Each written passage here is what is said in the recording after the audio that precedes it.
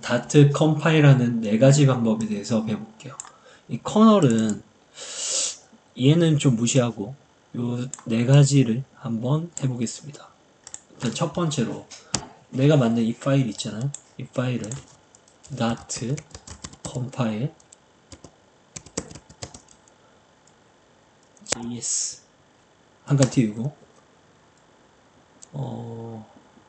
test1.js 파일을 만들고 뭘 만들 거냐면 대상은 test1.dat예요. 엔터를 치면 missing dot entry point라고 해서 뭘 안 했냐면 이 output 옵션을 안 했네요. 이 파일로 output 할 거예요. 얘를 엔터. 자, 그러면 요 js 파일이 만들어지죠. test1.js. 내가 만든 이 다트 코드를 자바스크립트로 바꿀 수 있어요. 그럼 내가 나중에 플러터로 예쁜 UI를 만들었잖아요. UI를 만들고 요 자바스크립트로 컴파일하면 이게 크롬 브라우저에서 돌게 만들 수 있습니다. 이게 이제 다트를 웹을 위해서, 그러니까 다트로 내가 한번 개발하면 그걸 웹을 위해서도 사용할 수 있다는 거예요. 웹에서도 돈다는 거죠. 아직은 베타 버전이긴 하지만. 자, 두 번째로 내가 이제 이 다트로 개발해서 뭘 할 수 있냐면 다트 컴파일, 자, 다트 컴파일 한칸 띄우고 AOT 스냅샷 하고 한칸 띄우고 이 test1.dat를 할 수 있는데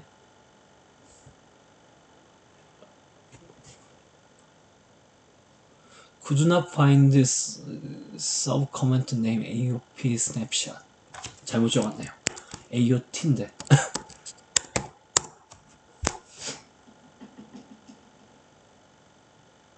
자, 이렇게 하면 AOT 파일로 나오죠. 이제 열리질 않을 건데 얘로 이제 AOT 스냅샷을 만들었다는 건 무슨 말이냐면 머신 코드를 만들었다는 거예요. 네이티브 머신 코드. 얘는 이제 네이티브 머신 코드로 만드는 거예요.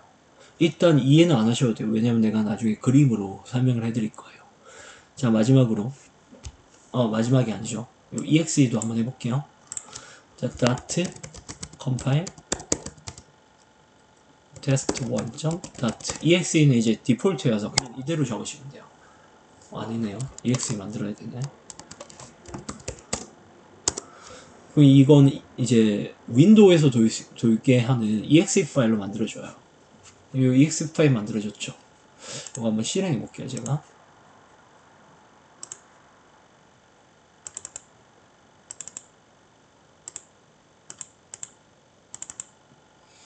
EXE 파일 더블 클릭하면 이게 실행된 건가 할 건데 이렇게 해보면 돼요. test1.exe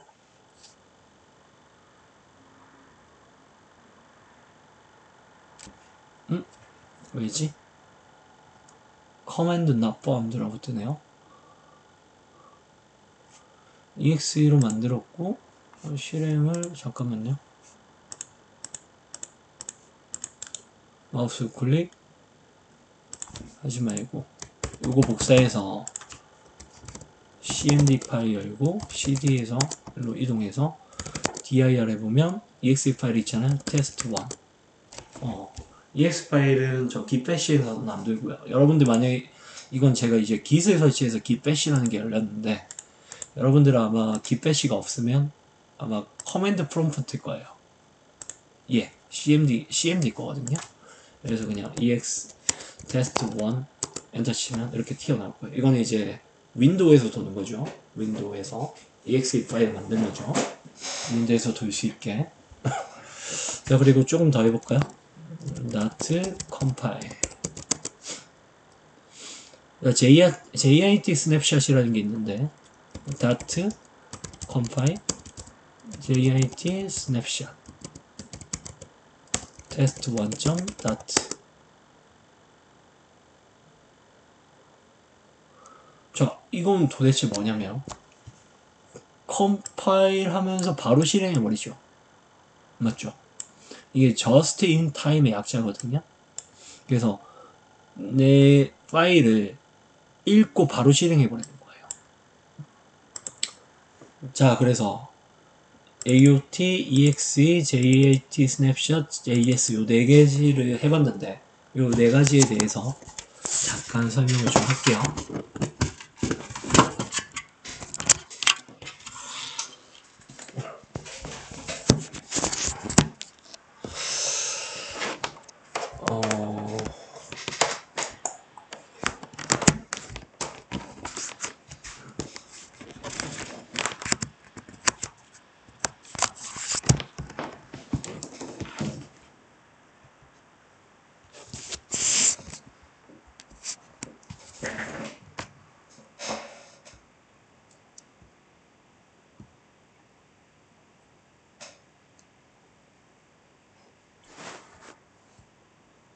됐다.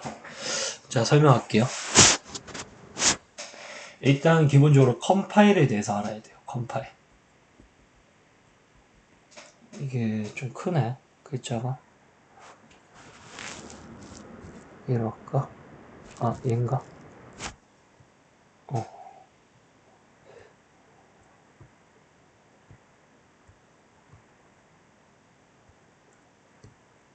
됐네. 자, 첫 번째로 컴파일에 대해서 얘기를 좀 해볼게요. 일단 컴파일이라는 건 이런 거예요. 만약에 여기 이제 CPU가 있는데 CQ는 이제 기계어로 돌아요. 근데 우리가 이제 C 언어로 개발을 했잖아요. 이렇게 개발을 하면 이건 이제 C 언어니까 인간이 이해할 수 있는 언어예요. 영어로 적혀 있잖아요. 이건 CPU가 이해 못한단 말이에요. 그래서 이제 C 언어로 개발해서 컴파일을 하면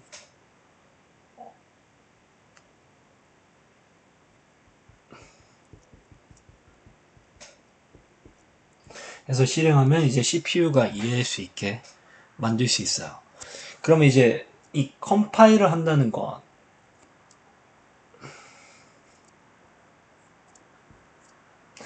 이 컴파일을 할 때 그 OS가 있는데 이 OS가 이제 윈도우일 수도 있고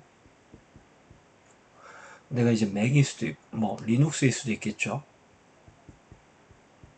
그럼 C 언어로 내가 개발해서 윈도우에서 컴파일하면 윈도우가 이해할 수 있는 부분을 바뀌고 리눅스로 컴파일하면 리눅스가 이해할 수 있는 애로 바뀌어요.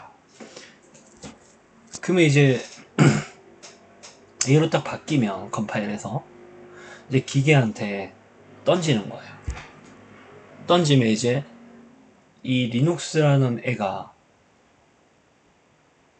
자기 언어로 CPU한테 명령을 내리는 거고 윈도우도 윈도우 자기 언어로 CPU한테 명령을 내리는 거예요.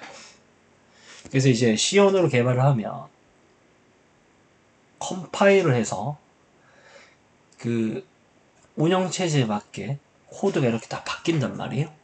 코드가 딱 바뀌면 윈도우에 맞는 코드로 바뀌고 리눅스에 맞는 코드로 딱 바뀌어가지고 실행이 됩니다. 이게 이제 컴파일이고 두 번째로는 인터프리터에 대해서 얘기해 볼게요.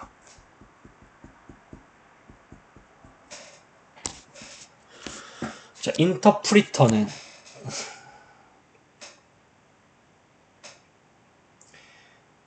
내가 파이썬이라고 예를 들게요.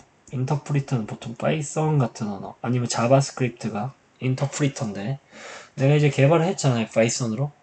그러면 개발을 하면 이건 인간이 이해할 수 있는 언어죠. 그래서 이제 컴파일을 할 건데 이거를 이제 컴파일하는 게 아니라 인터프리터한테 던지면 컴파일 안 하고. 컴파일 한다는 거 미리 C 언어로 만들어진 모든 코드를 그 목적 코드로 바꾸는 거예요. 윈도우가 이해할 수 있는 코드 혹은 리눅스가 이해할 수 있는 코드로 바꾸는 거예요. 이 컴파일이고, 인터프리터는 내가 이제 파이썬으로 개발하면 인터프리터한테 던지면 컴파일 안 하고 던지는 거죠. 그러면 인터프리터가 어떻게 하냐면 각자의 운영체제에 맞게 컴파일이 돼요. 이게 이제 어떨 때는 윈도우일 수도 있고 어떨 때는 리눅스일 수도 있겠죠. 그렇게 바뀌고 바로 실행이 돼요. 여기도 바로 실행. 그럼 위에랑 한번 차이를 볼게요. 얘는 이제 컴파일 하는 거니까 C 언어 전체를 다 컴파일해서 내가 만든 코드를 전체를 컴파일해서 그 다음에 이걸로 바꾸는 거죠. 바꿔버리는 거예요.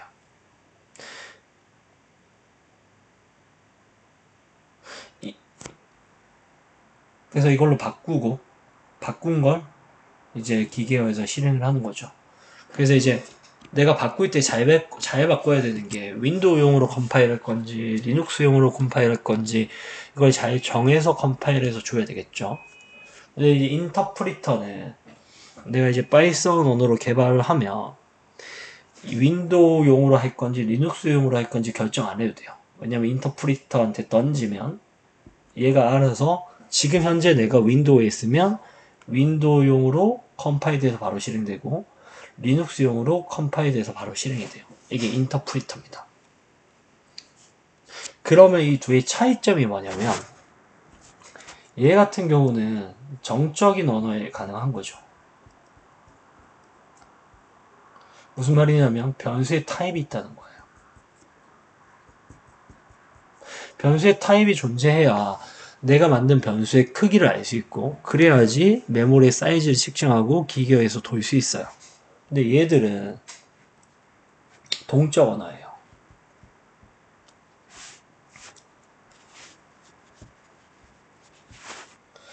얘들은 이제 변수의 타입을 모르는 거죠. 파이썬 같은 경우는 변수의 타입이 없단 말이에요. 얘고 플러스 뭐 자바스크립트나. 그럼 변수의 크기가 정해져 있지 않으니까 메모리 사이즈 확보를 못 하잖아요. 그래서 이제 이걸 윈도우에 던지면 윈도우에 맞게 해가지고 실행이 되면서 이제 메모리 크기가 할당이 되고 리눅스한테 던지면 또 리눅스에 맞춰서 실행이 되면서 메모리 사이즈가 할당되면서 실행이 돼요. 이 사이즈를 모른다는 거죠. 이거는 변수의 타입을 아는 거고 얘는 변수의 타입을 모른다는 거예요. 자, 그 다음 세 번째 JIT는 뭐냐면 Just in Time이라고 해서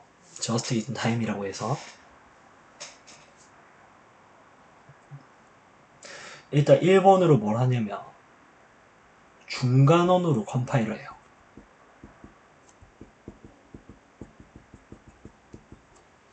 이 중간언어로 컴파일 한다는 건 무슨 말이냐면 얘가 이제 CPU가 있고 CPU 앞에 OS가 있겠죠. 그럼 우리는 원래 OS에 맞게 컴파일을 해야 되는데 중간 언어에 맞게 컴파일 한다는 건 여기 위에 가상 머신이 있다는 거예요. VM. 가상 머신이 있다는 거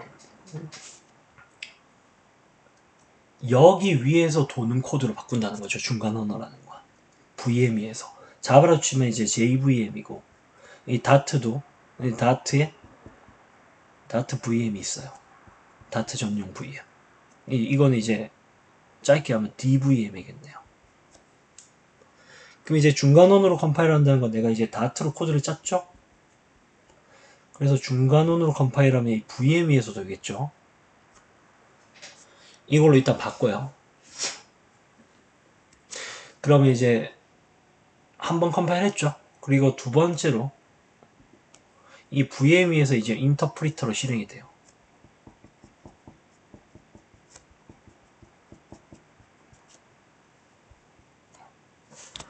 그럼 이제 인터프리터라는 차이는 뭐냐면 얘는 아무런 컴파일 없이 바로바로 인터프리터로 해서 실행을 하는 거고 목적 코드에 맞게 얘는 일단 기본적으로 다트가 이해할 수 있는 버추얼 머신에서 이해할 수 있는 그 코드를 바꾼다는 거예요. 자바도 마찬가지죠. 자바도 일단 컴파일을 한번 해서 중간원으로 이 JVM이 이해할 수 있는 애로 바꾸는 거죠. 바꾸고 나서 인터프리터로 실행을 하니까 OS에 맞게 실행이 되겠죠. 얘가 윈도우이든 뭐 리눅스이든 거기에 맞게 딱 실행이 돼요.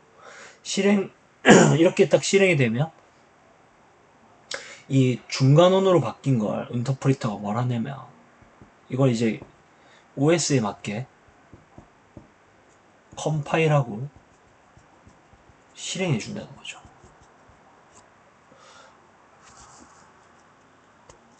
이게 이제 Just in Time이에요. JIT. 야, 그럼 우리 다트라는 건 어떻게 동작하는지 한번 볼게요. 일단 다트는 봐봐요. 일단 첫 번째로 뭘 할 수 있냐면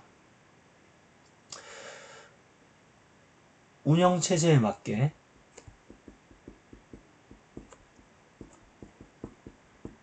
컴파일 할 수 있어요.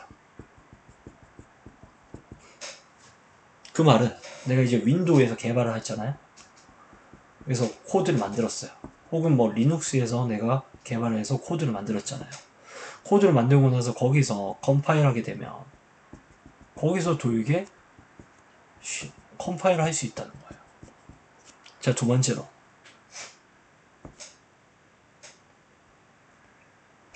AOT라는 걸 지원합니다.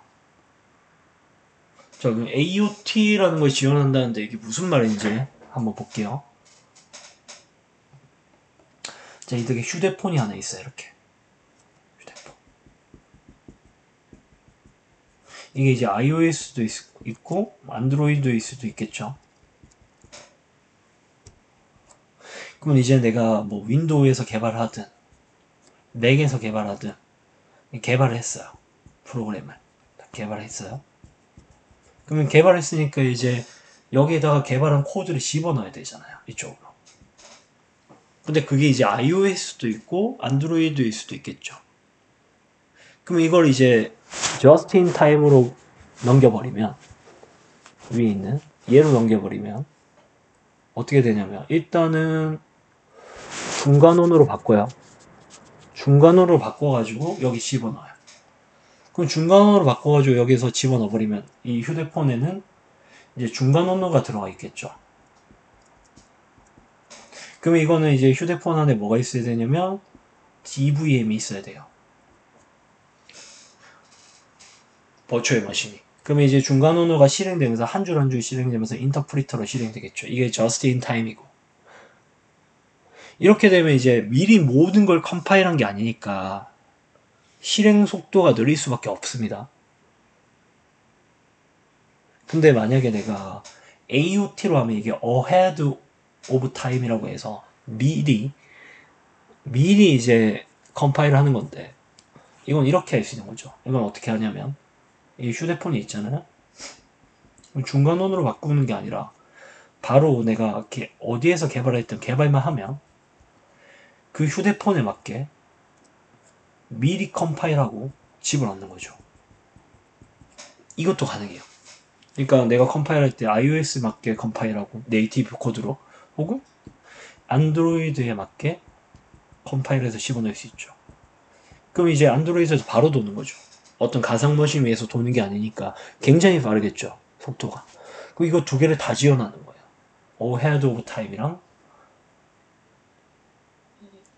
이게 JIT고 이게 이제 ahead of time이죠.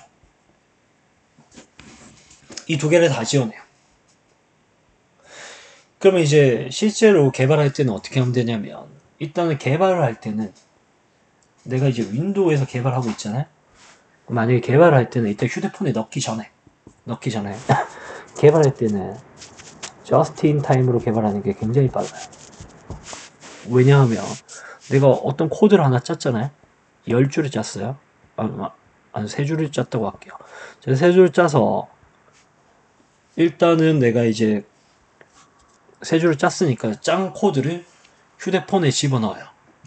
그럼 이거는 이제 ahead of time으로 집어넣어 버리면 되겠죠. 제이샵 넣을 때. 완전히 컴파일해서. 그럼 내가 이제 안드로이드에 집어넣을 때는 안드로이드용으로, 내가 이제 뭐 iOS에 집어넣을 때는 iOS용으로 컴파일을 집어넣어요. 그럼 여기 들어왔죠. 여기 들어오고 나서 그 다음에 어떻게 하냐면 just in time으로 해서 내가 코드를 하나 더 추가를 했잖아요. 그러면 이렇게 되겠죠. 1, 2, 3, 4가 되겠죠. 그럼 이 4번 코드만 해석되면 되잖아요. 1번부터 4번까지 다 해석될 필요 없잖아요. 그럼 이제 이걸 just in time으로 하면 4번 코드만 해석돼가지고 바로 실행이 돼버려요. 여기서 엄청나게 빠르게 실행되겠죠. 왜냐하면 1번부터 4번까지 다 컴파일 할 필요 없이 4번만 컴파일해서 집어넣으면 되니까. 이제 이렇게 되면 얘들이 제공하는 핫 리로드라고 해서 굉장히 빠르게 개발할 때 내가 어떤 것들이 변경됐는지를 확인할 수 있습니다. 이게 아니라면 여러분들이 1번부터 4번 줄까지 다 컴파일해서 확인해야 돼요. 근데 이제 저스트 인 타임으로 하면 개발 속도가 굉장히 빨라집니다. 자, 두 번째로는 내가 이제 개발이 끝나서 프로덕션 모드로 가서 이거를 이제 실제로 배포할 때, 앱에 배포할 때는 당연히 다 만들어졌으니까 저스트 인 타임으로 하는 것보다 ahead of time으로 미리 다 컴파일해서 집어넣어 버리는 게 편하겠죠. 그래서 이 ahead of time을 뭐라고 생각하시면 되냐면 기존의 컴파일 요거를 이제 AOT라고 생각하시면 돼요. 이게 ahead of time이에요. 그리고 인터프리터는 인터프리터라고 생각하시면 되고, 이 JIT는 이제 중간원으로 컴파일 돼가지고 실행되는 것들을 말하는데 대표적으로 자바, 그리고 뭐죠? 그 다트 같은 게 있어요. 이런 언어를 하이브리드 언어라고도 해요. 하이브리드. 왜냐하면 이 언어는 컴파일도 하고 플러스 인터프리터도 하거든요. 중간원으로 바꾸는 컴파일을 하고 그 다음에 인터프리터처럼 바뀐 코드가 한 줄 한 줄 실행되면서 기계어로 바뀌어서 실행이 되는 거니까. 그래서 요 개념을 좀 잡았으면 좋겠어요. 이게 컴파일이라는 게 있고 인터프리터라는 게 있고 이 JIT라는 게 있고, 그리고 우리 플러터에서 개발할 때는 어떻게 하냐면 개발 시에는 JIT로 컴파일해서 실행하고 바로바로 한 줄 한 줄 실행 컴파일하고 실행하고 컴파일하고 실행하고 아까 기억나죠? 여기서 JIT로 하니까 여기 어떻게 됐냐면 바로 그 라인 컴파일하고 바로 실행을 해버리죠. 이렇게. 그래서 근데 굳이 개념을 몰라도 개발하는데 상관은 없는데 알면 좋아요. 왜냐면 나는 개발할 때 할 리로딩이 되는 이유가 플러터가 굉장히 빠르게 개발이 되는 이유가 이 JIT라는 걸 쓰기 때문이고, 내가 이제 이 실제로 휴대폰을 이제 배포를 할 때는 AOT로 배포를 해버리기 때문에 굉장히 빠르다는 거예요. 만약에 여러분들 그리고 이것만 해서 빠른 게 아니라 또 나중에 뭐 스키아라는 엔진이 있는데 이것도 잠깐 설명을 하면 봐봐요. 리액트 네이티브 같은 경우 보면 이게 휴대폰이 있잖아요. 이렇게 휴대폰이 있으면 내가 이제 안드로이드에 맞는 버튼이라는 디자인이 있을 거예요. 그렇죠? 그리고 안드로이드에 맞는 뭐 체크박스 디자인이 있을 거예요. 그러면 내가 이제 리액트 네이티브로 개발을 하면 개발할 때 이제 디자인 그림을 뭐로 그리냐면 CSS로 그린단 말이에요. 그럼 CSS 코드로 그렸으면 이게 휴대폰에 바로 안 들어가겠죠. 그럼 뭘 해야 되냐면 중간에서 브릿지라는 걸 통해서 이제 이 코드가 휴대폰에 들어갔다고 쳐요. 리액트 네이티브 코드가 들어갔는데 이게 실행이 되려면 CSS로 디자인을 했기 때문에 이게 실행이 될 때 브릿지라는 걸 통해서 이 버튼을 안드로이드 맞게 바꿔야 된단 말이에요. 그때 바꿀 때 이제 이 CSS 디자인을 뭘 바꾸고 이러는 게 아니라 이게 매칭해서 찾아내는 거죠. 이거는 나는 CSS로 이런 버튼을 그렸는데 이게 안드로이드에서는 어떤 버튼일까 해서 찾아내서 얘를 그려내는 거죠. 근데 이제 플러터는 좀 달라요. 플러터는 이제 휴대폰이 이렇게 있으면 내가 이제 다트 코드를 집어넣은 거잖아요. 결국 여기에. 그럼 여기에서 이제 실행이 딱 되면 이 브릿지를 거쳐가지고 이 버튼을 그려내는 게 아니라 이 전용 스키아라는 2D 엔진이 있어요. 2D 엔진. 이 그림 그리는 엔진인데 얘를 통해서 그냥 버튼을 바로 그려버려요. 그러면 이제 이 안드로이드의 도움을 안 받는 거죠. 바로 그려버립니다. 도움을 안 받고. 엄청나게 빠르게 그릴 수 있어요. 왜냐면 안드로이드에 맞는 그 버튼을 찾아내서 매칭시켜서 그리는 게 아니라 그냥 바로 그려버리니까 얘로. 그 당연히 iOS도 이 스퀘어 엔진으로 바로 그려버리는 거예요. 그러면 이런 고민이 있을 수 있어요. 만약에 이 버튼이 iOS의 버튼이 다 바뀌어버렸어요. iOS의 버튼의 디자인이 바뀌어버린 거예요. 그럼 만약에 이 RM 방식이면 브릿지를 통해서 찾아내는 거니까 바로 찾아낼 수 있잖아요. 조금만 수정하면 코드를 얘네들이. 근데 이 방식으로 가면 iOS 버튼이 바뀌어버리면 내가 원래 그 스퀘어 2D 엔진을 썼으니까 바뀌기 전에 버튼이 이렇게 생겼으면 바뀌고 나서 버튼이 이렇게 생겨야 되는 경우가 있어요. 예를 들어 이렇게 바뀌었다고 볼게요. 원래는 이게 기존 버튼이고 이게 바뀐 버튼이에요. 그러면 내가 요 RM 방식을 쓰면 리액트 네이티브처럼 그러면 바뀐 거를 찾아내서 그릴 거니까 CSS로 해서 여기서 찾아내가지고 그릴 거니까 금방 하겠는데 이 2D 스퀘어 엔진을 쓰면 바뀐 걸 찾아내지 않죠. 그냥 얘네들이 가지고 있는 걸로 이 기존 그림을 그리겠죠. 그러면 빠른 업데이트가 필요하겠죠. 플러터 쪽에서 만약에 버튼이 바뀌었으면 얘를 찾으면 안 되고 얘를 찾아야 되잖아. 얘를 찾기에 변경하는 게 아니라 얘를 그려줘야 되는 거죠. 그러니까 봐봐요. 조금 말을 좀 어렵게 했는데 만약에 이런 버튼이 있어요. 이렇게 생겼어요. 그러면 이제 리액트 네이티브는 CSS로 그림을 그리고 브릿지를 통해서 이 버튼을 찾아내서 그리니까 이 버튼이 나중에 이렇게 바뀌어도 찾아내는 것만 이렇게 바꾸면 되는 거죠. 근데 이 플러터는 자체 스퀘어 엔진으로 그림을 그리니까 원래 버튼이 이렇게 생겼는데 이제 버튼이 안드로이드 쪽에서 이렇게 바뀌었는데도 얘를 못 찾고 얘를 그리겠죠. 얘를 그릴 거예요.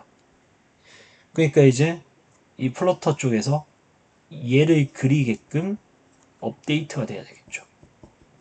이게 이제 빨라야 되겠죠. 느리면 엄청 답답하겠죠. 난 이 버튼 그리고 싶은데 그릴 수 있는 방법이 없잖아요. 얘는 이제 바꿔버리기만 하면 되는데 가리키는 애를 얘에서 얘로. 근데 이제 요 RM 방식은 자바스크립트로 돌잖아요. 그러니까 이게 인터프리터겠죠. 인터프리터니까 핸드폰에서 돌 때 컴파일실은 하니까 굉장히 느려요. 하지만 이 장점이 이 오픈소스가 굉장히 많아서 개발할 때 굉장히 빠르게 개발할 수도 있습니다. 이게 많아요. 그리고 당연히 CSS 잘하는 사람들이 이 개발하기가 굉장히 좋습니다. 근데 이 플러터는 이제 다트를 공부해야 되니까 새로 공부해야 되죠. 그리고 오픈소스가 그렇게 많지는 않습니다. 근데 최근에는 이 오픈소스가 굉장히 많아졌어요. 플러터도 웬만한 건 다 개발할 수 있게. 그리고 하나만 더 얘기할게요. 봐봐요. 내가 이제 다트로 개발을 하잖아요. 다트로 개발해서 이제 내가 컴파일해서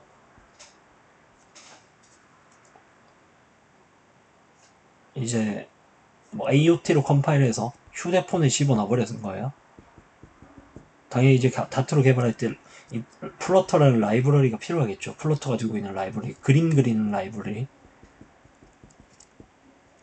이거 가져와서 개발해서 AOT로 해서 휴대폰에 딱 집어넣은 거예요. 이렇게. 딱 집어넣었는데 내가 카메라를 쓰고 싶은 거야. 이런 거. 그 휴대폰이 들고 있는 어떤 장치 기능을 쓰고 싶은 거예요. 하드웨어 기능을. 근데 이거 지원 안 해요, 다트로는. 왜냐하면 이런 것들이 이제 안드로이드용으로 지원하니까 코드가 자바 코드로 지원을 하거든요. 그래서 내가 이제 다트로에서 배포를 하면, 배포할 때, 이렇게 배포할 때, 이 자바 코드가 같이 들어가야 됩니다. 이런 이제 하드웨어 제어 기능이 필요하기 때문에. 그 이유는 이 휴대폰이 안드로이드이기 때문이에요. 만약에 이 휴대폰이 나중에 뭐 푸시어로 바뀌어버리면 이 자바 코드 안 들어가집니다. 근데 지금은 이제 안드로이드이기 때문에 이런 걸 해야 되니까 자바 코드가 같이 들어가야 돼서 여러분들 이제 플러터를 개발할 때 필요한 게 이 Dart SDK 그리고 JDK 자바도 필요하고 그리고 버전은 이제 1.8이 들어가야 돼요. 그 다음에 이제 플러터 UI를 만들 수 있는 키트가 필요한데 결국 라이브러리가 필요한 거죠. 요 세 개가 있으면 플러터 개발이 가능해요. 그래서 여러분들이 일단은 얘는 몰라도 되는데 필요는 하고 얘는 알아야 되죠. 이 공부를 해야 되겠죠. 이 공부가 끝나면 이 플러터로 UI를 어떻게 그리는지 요걸 공부할 거예요. 자, 이번 시간에 배운 요 개념들은 사실 몰라도 이 플러터를 개발하는데 크게 문제가 없습니다.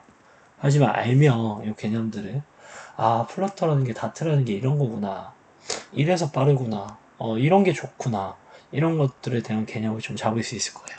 자, 이번 시간 여기까지 할게요. 수고했습니다.